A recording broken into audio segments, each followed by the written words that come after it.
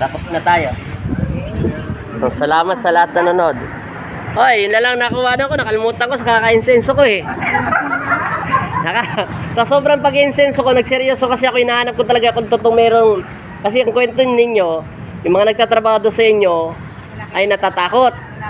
May nakikita. Kahit anong insenso ko at pinakapalan ko yung usok, ayaw maglabas ng usok, ibig sabihin, yung body spirit, hindi naman siya sobrang salbahe. O hindi talaga siya yung acting na nagbibigay ng sakit sa mga tao, nagpapagawa o kaya nagbibigay ng sakit sa inyo, kamalasan, hindi. Biniro lang sila, siguro meron silang, hindi ko sinabi plano baka meron silang inisip na tinukso sila ni Satanas. Parang, huwag mong gagawin yan, kaya ginawa na lang nila, tinakot lang sila. Wala lang. Tapos, yung bata lang nandun at saka white lady, yun lang naman ang tao dyan, wala na. Dito, yung kapre lang, wala naman. Di naman sila nananakit. Wala akong karapatan, nasaktan sila. Kasi hindi sila nananakit. Kung nagbibigay sila ng sakit sa inyo at binamalas kayo, obligasyon ko silang palayasin. Kaso, ang pinalis lang ng Diyos yung maitim sa taas.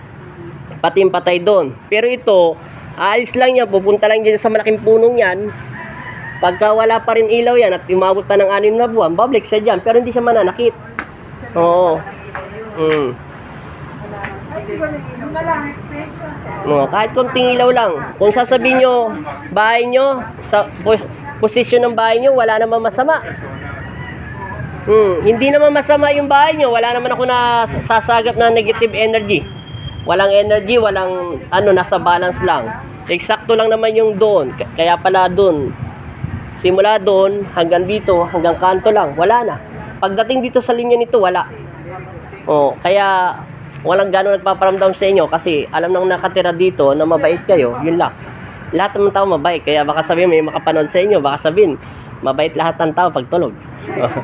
Yun lang yun, wala naman talaga.